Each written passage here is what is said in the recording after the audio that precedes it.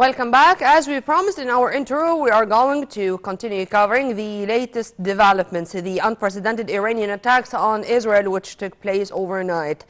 Is it the expansion of the conflict which Egypt warned against since day one of the Israeli genocide war in Gaza? Is it a direct involvement of Iran into the conflict? Is it only a way to attract attention from what's going on in Gaza and the Israeli genocide war in the Palestinian territories, which killed at least more than 33,000 Palestinians, mainly women, children, and minors, and wounding more than 76,000. What is going on? This is going to be our first question to our dear guest, His Excellency Ambassador Medhat Mellgi, former Assistant Foreign Minister. Thank you very much for being with us, sir, and a very good morning. Good morning to you. Thank you for having me. Sir, before going into details, I'm going to go from the general to the specific, if you permit me. What's going on? Well, what's going on, unfortunately, Iran, as we said before, took the bait that was offered by Israel. Israel from the beginning of this war and with its isolation from the international community, wanted to implicate more countries into this war because this would allow it to continue the war and enlarge the scope of it, and more importantly, to get major forces such as the United States and European countries to enter more into this war and accordingly helping Israel in its war against the Palestinian Gaza on one side and other countries such as Iran in this case to help it to achieve its goals. Mm-hmm. Unfortunately, and just yesterday we were talking about the importance of Iran not accepting this offer and not entering the war because this is exactly what Israel is wanting and waiting for its revenge of what happened in Damascus by attacking its embassy there. So, I mean, we have first to be clear that this is a response to the attack, the Israeli attack on the Iranian embassy in Damascus, and of course, which is, as we all know, it's a violation of international law and of sovereign country.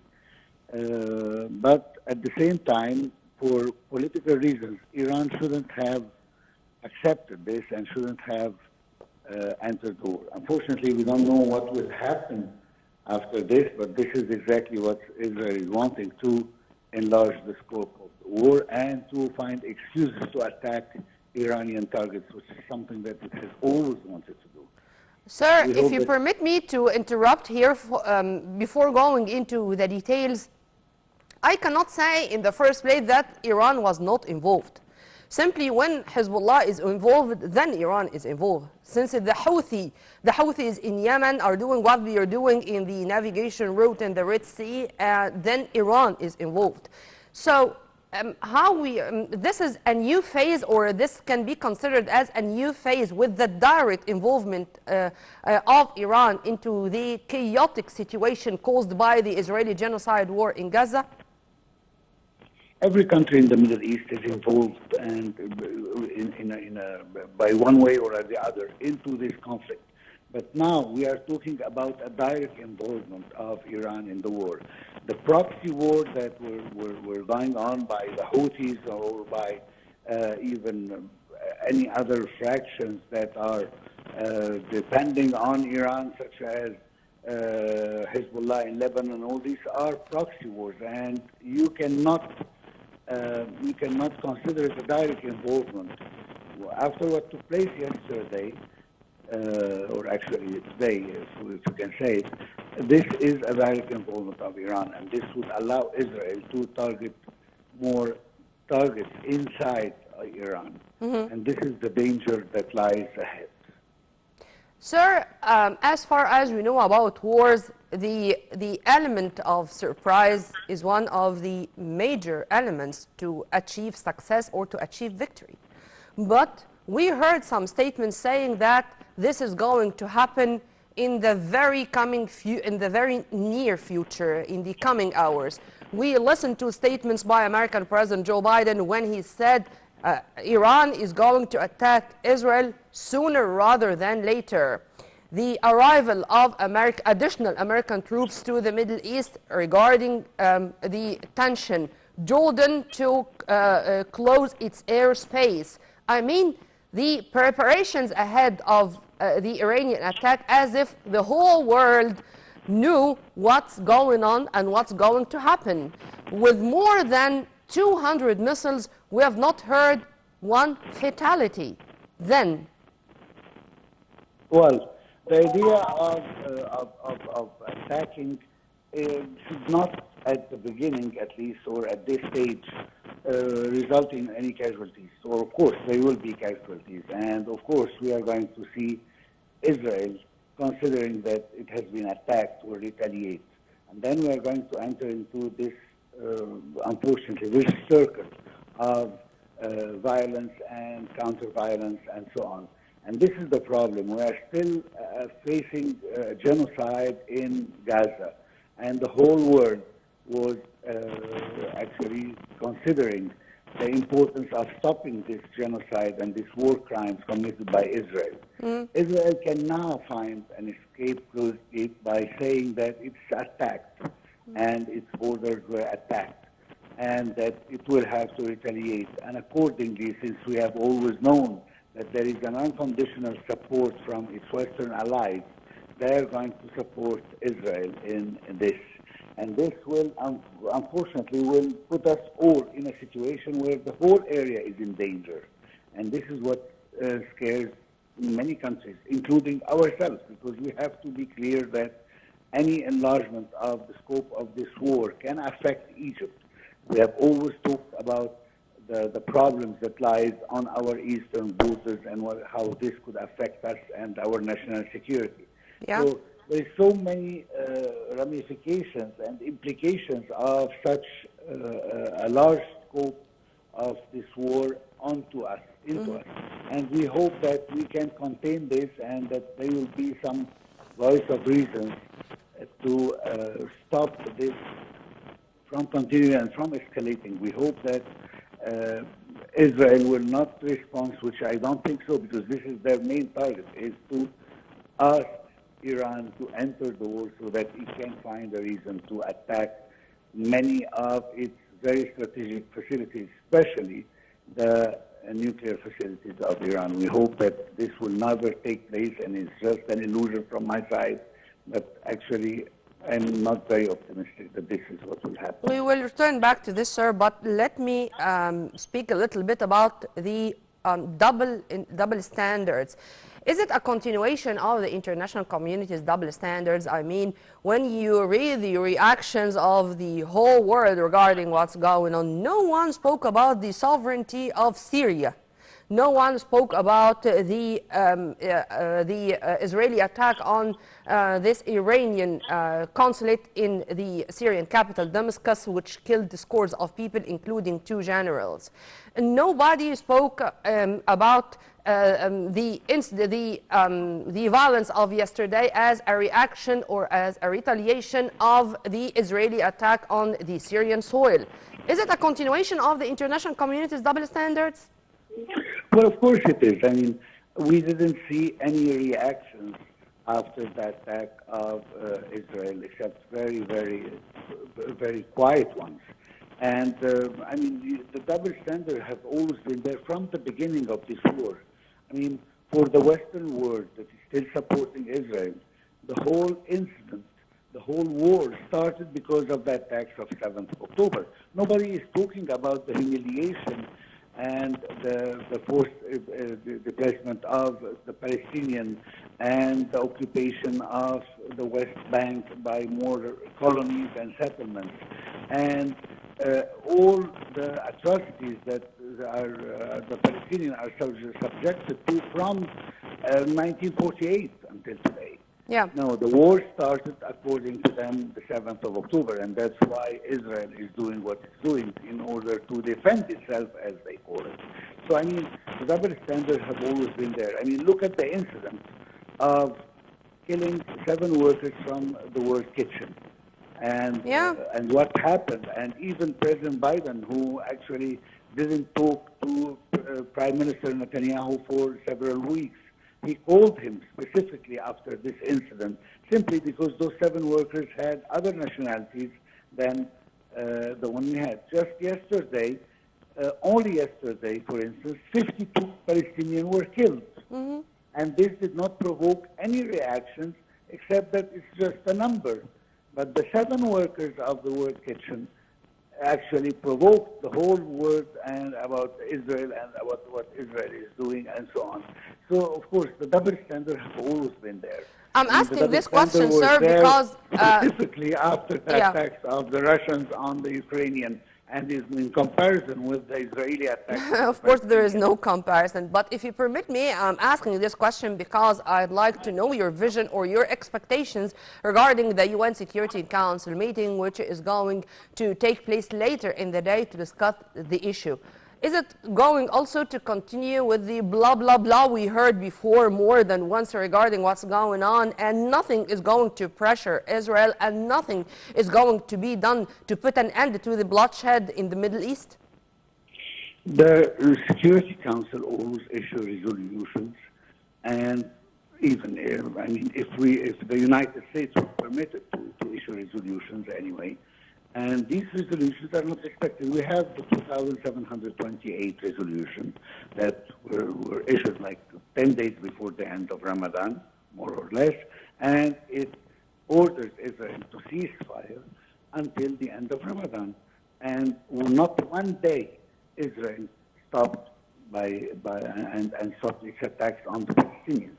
So the idea of creating or drafting resolutions against Israel is nonsense, because at the end of the day, Israel do not respect any of those. And I don't think that there would be any respect to any resolution unless it's accompanied with severe measures against the state of Israel by its allies, like stopping the armament or the ammunition, or stopping the diplomatic coverage and support that they are allowing it. So at the end of the day, the idea of just issuing resolutions from the Security Council lost its meaning. They are always becoming hollow resolutions that are empty of any real substance, since Israel, in any case, will not comply to them, and nobody, and I mean by nobody the countries which are supporting Israel, which we can call in pure English accomplice of Israel in the genocide that has been committed in Israel, will take any serious measures to stop it. We haven't seen serious boycott of Israel or threaten to cut diplomatic relations or any of the sort. And accordingly, we will not see this, because they are capable of doing so if they want to. Just 2 minutes ago, we spoke about the comparison with the Russian attacks on Ukraine, and how in 1 week there was a complete boycott of the Russian assets all over the world. Sanctions, lockdown, you name it. Despite the fact that it hurt the whole world with the chain supply issue, with the energy issue, with food prices, you name it. But it's sir, justified, but unfortunately the same justification do not apply to Israel, and this is the problem. Sir, before going into more details, or before opening new horizons of discussion, a question, if you permit me, a yes or no question, okay? Yes. Go ahead. What happened yesterday or overnight? Was it a real threat or an expansion of Middle East conflict, or a mock epic? I'm sorry? A mock epic, a farce comedy. No. It's definitely an escalation. An Israeli desire to escalate the war to a larger scale. So it was. This is the only way to implicate more countries, and this is. So it was serious. Yes, it was. Okay.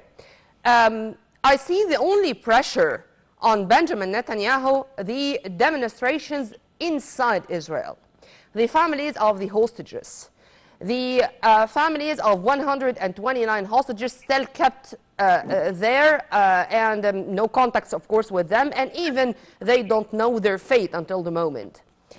Dragging the attention of the Israeli demonstrators, the Israeli families of the hostages, was one of the main results of what happened yesterday, and maybe this is going to be another excuse of Netanyahu to continue what he is doing, to, as he all the time claiming, to defend Israel.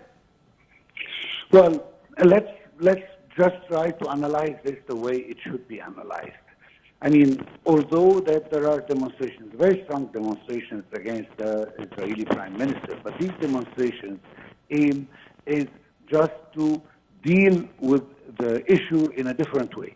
First, get our hostages back, and then continue with what's going on in Israel. Those demonstrators, and according to several polls directed by Tel Aviv University and the Democracy Peace Movement, all these have shown that only less than 2% think that Israel is using too much firepower, which means that over 98% of the Israelis think that what the IDF is doing is justified and is legal and is correct against the Palestinians. So this is something that is very important when you analyze. The idea of killing the Palestinian is totally accepted in the vast majority of the Israelis. The only problem is that we didn't get our hostages. Get our hostages first. Deal with it accordingly. Get our hostages, give them whatever they want, the Palestinians, I mean, and then destroy them totally. 98% of the Israelis who are demonstrating in the streets believe that this is the right attitude to take against the Palestinians. So let's take it into perspective. The whole Israeli nation is gathered around its government when it comes to killing the Palestinians. Only how to deal with this issue is the only difference. But unfortunately, this is what the Israeli public is. They are enraged because of what happened the 7th of October.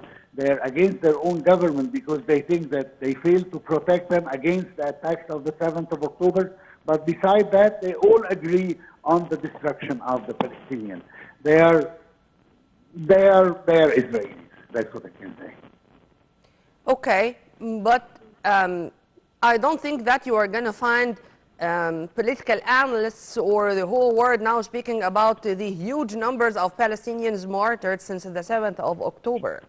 So we are not going also to find any backers of the negotiations taking place with the American, Egyptian and Qatari mediators, as Hamas already introduced its proposals or its answer regarding the proposals introduced by the mediators. This is going to be taken aside right now, and the whole world is going to focus only on the Iranian issue.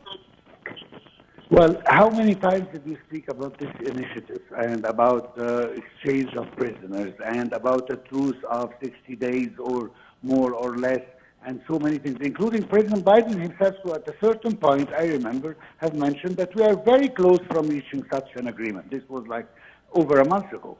And nothing happened, unfortunately, because the only thing that will really happen is what Israel will accept.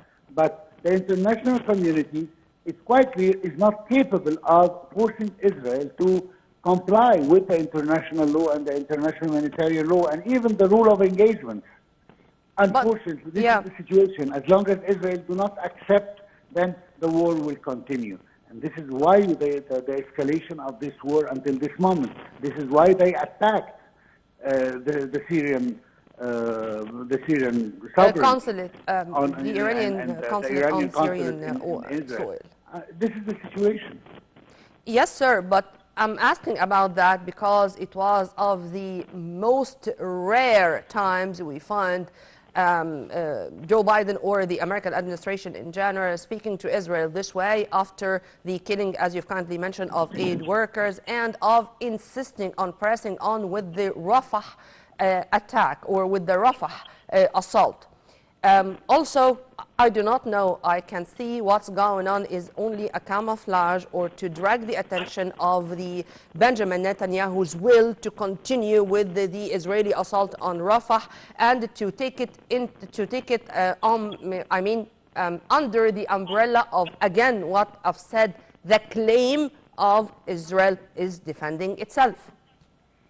Well, yes, this is the point as we see it according to the international law and according to rules. But the idea that there are politics involved, the idea is that there are mutual political interests from Israel and its allies to continue this war, because actually if they wanted to stop it, they could have done this long ago. And there are so many ways of doing so. Just like what they against Russia, as they said before. I mean, the ways are here. But the idea is to have the political will to implement it. And this is what we haven't seen. We've heard many good words in this. Didn't President Biden talk about the necessity of reaching the two-state solution and that the Israeli have the right, the Palestinian has the right to live in their own borders in safety and so on? We heard all these things, but was it accompanied by a political will to implement it, yes or no? This is the main thing. Words are easy. And the Americans have given us so many words. Just 2 days ago, when we all spoke and we read the reports about the phone call with the state minister, with Blinken, State Foreign Minister Blinken. With Mr. Sameh Shukri. Yes. When they both agreed that Israel should not continue its war and do any land attack in Rafah. At the same time, the American president, Mr. Biden, has spoken clearly that he is not in favor of a large-scale operation in Rafah, which is a totally different issue. So a small scale or a medium scale or even a big one, but it's not a large scale. But he also said, sir, that the support of the United States to Israel is depending on how they are going to guarantee the safety, or if I may call it this way, of civilians during this assault. Meaning that for the very first time they said that there are conditions to continue with this massive support. And sir, if you permit me, since you mentioned Blinken, I cannot remember in modern history 6 visits by the America's top diplomat to the Middle East in such a few months since Kissinger in the early 70s. Yes, well, the idea of trying to calm the Middle East community, all the countries of the Middle East, because we are all in this turmoil right now. So the idea of calming us was very well addressed by the American administration by coming and visiting us and telling us what we want to listen to and to hear. But what is the end result? Did this deter Israel in any way in continuing its attacks on the Palestinians? How did we reach 30,000, 33,000, even more Palestinian martyrs, most of them women and children? How did we reach this number if it wasn't by the American support and full support, actually, of the Western world? I mean, Israel could not have continued these attacks if it didn't get this, and it was sure of this support. So the idea of words, this is easy. And this is why we are talking about 6 visits. Oh my God, we haven't seen this in a long time.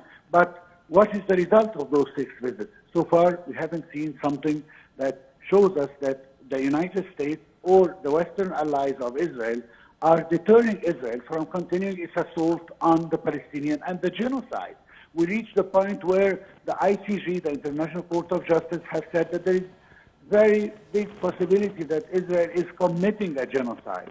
And it orders Israel to take certain clear measures, 6 measures, if I remember correctly, in order for Israel to stop the possibility of committing genocide. And what happened at the end? Nothing still.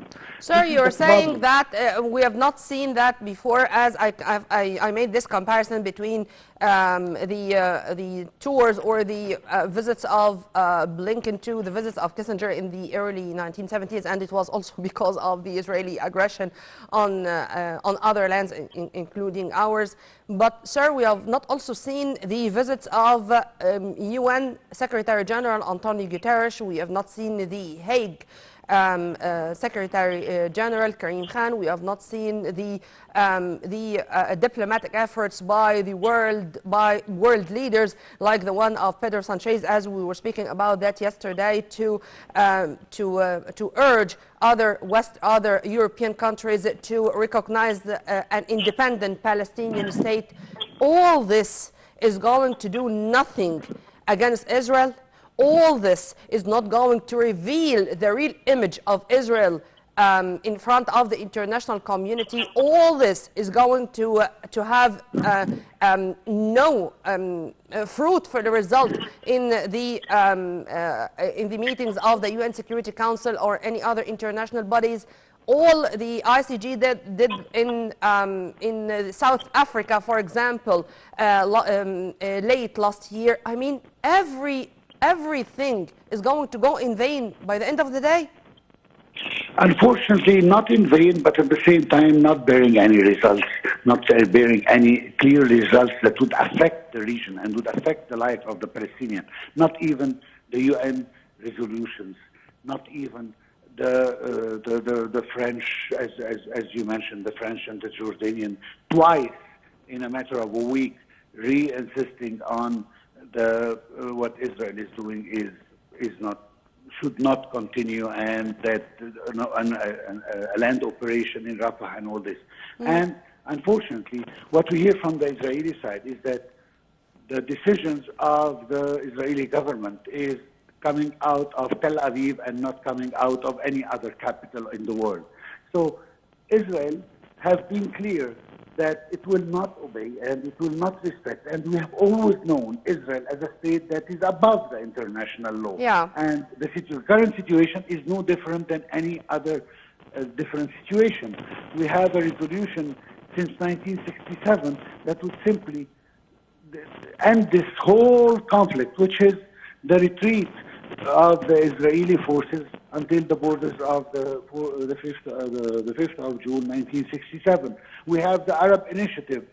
We have all these initiatives that are talking about land for peace and to end this current situation. No, on the contrary, Israel keeps turning around and not wanting to apply any of them, simply because Israel wants to have, that's the main goal of Israel. And as you know, I serve personally as a diplomat in Israel, and I know. The idea is to have peace, but not paying the price of this peace, but not giving the land. Instead of land for peace, it's going to be peace for peace. That's the Israeli concept of peace, is you don't bother me, I don't bother you. But how about the land? No, this is another issue. We are not giving any land back. I mean, as many Israeli politicians and journalists have mentioned, if Israel had any plan at any moment to leave the West Bank, for instance, it wouldn't have built all these settlements and colonies there. Nobody would invest billions of dollars into colonies that they are planning to leave after a certain while. They are not planning to do so, and they will not do so unless forced to do so by the international community if they want, by the United States if it wants, and unfortunately by the Palestinian resistance movement if they do not accept. Amen to that, sir. But here I should ask a question, if you permit me, and also this is going to be a yes or no question, and then we are going to continue to tackle another side of the coin.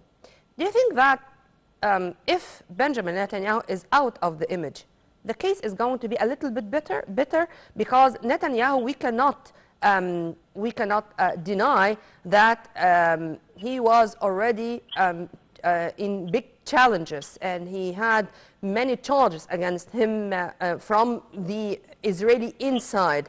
So what's going on these days is taking, of course, the attention from what he was facing from the change of the judicial system in Israel, the corruption charges against him, and stuff like that. So the disappearance of Netanyahu, is it going to be one of the better developments in the whole story, or is it going to be the same? Well, let's make no differentiation between the various Israeli governments. Over the years, we've seen different Israeli governments, from the Likud party to other parties and to other coalitions, and all of them have the same target, which is to seize more and more land from the Palestinians and to build more settlements and to continue with their dream to achieve peace while seizing more lands and more water resources of the Palestinians. I think that with another government, we'll have different tactics, but the goals will remain the same. I mean, if we look at it also from the side of the United States, the major accomplice and ally of Israel, we see the same thing. I mean, there is no difference between the Republicans and the Democrats in the American administrations. Mm-hmm. They are both supporting Israel with the same strength, with the same power, with the same resilience in whatever Israel is doing. Mm-hmm. We didn't see much of a difference between Democrats and between Republicans.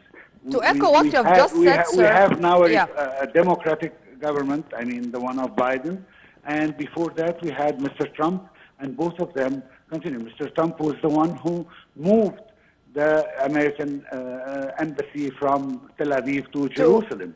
And he was the one who did it in, I can say, in cold blood, because he simply thinks that this is the best for the Israeli interest, and he did it.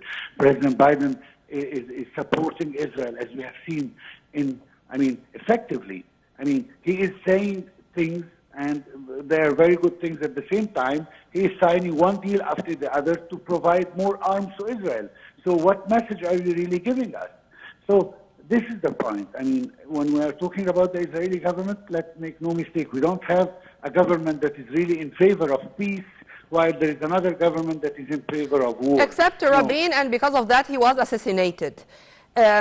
Sir, let's tackle another side of the coin, which is the Egyptian stance regarding the Palestinian cause. And to all the time continue with relentless efforts, whether diplomatic efforts or to keep the Rafah border crossing opened 24 hours a day to guarantee the safe entry of humanitarian aid to Gaza, and of course to receive wounded Palestinians to be treated here in our hospitals. Is it and I think the whole world also knew that Egypt is the solution when it comes to how to try to give a hand to the Palestinians with humanitarian aid. It's going to be through Egypt and only Egypt. Is it now the only way to support the Palestinians?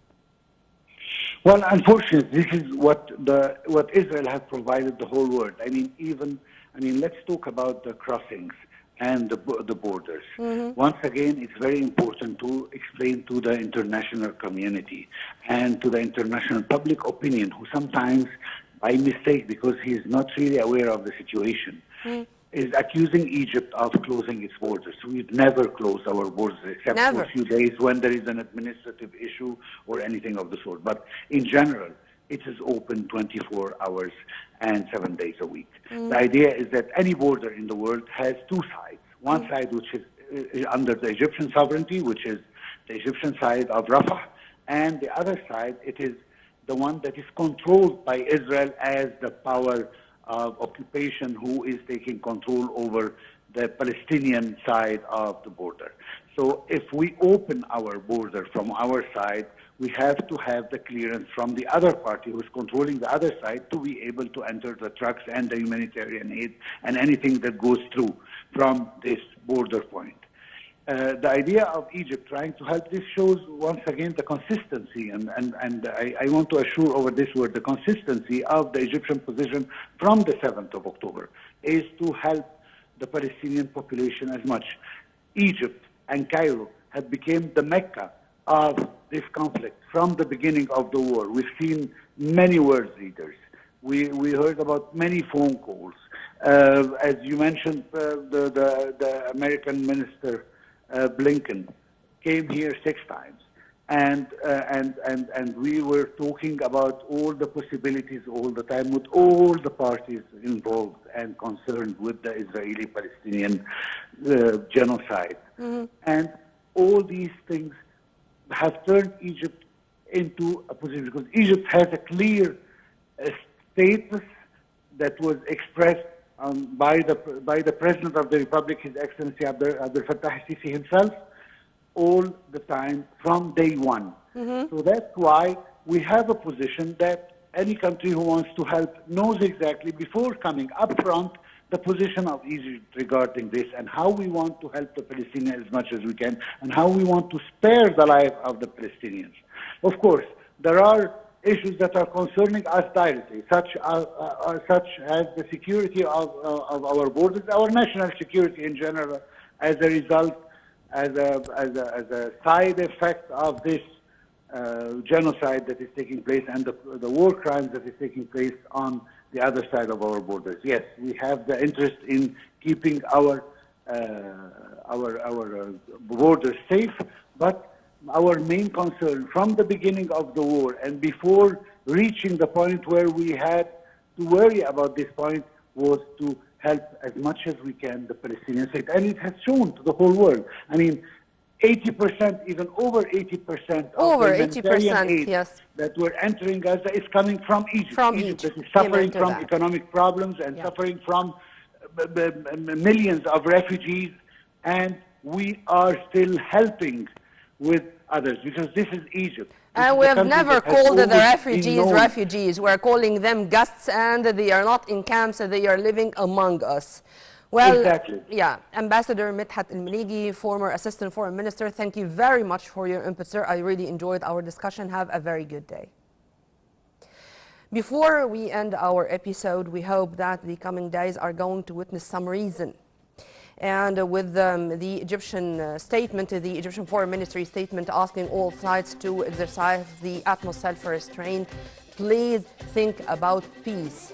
Earth is that vast. We can live all together in peace. And this was all the time the call of Egypt. And Egypt and its political leadership warned more than once, for tens of times, that the expansion of the conflict is going to be a catastrophe, a disastrous issue affecting the whole world. But before we end and before we go, would you please, to all our viewers, Google these words: Qana, Sabra, Shatila, Deir Yassin.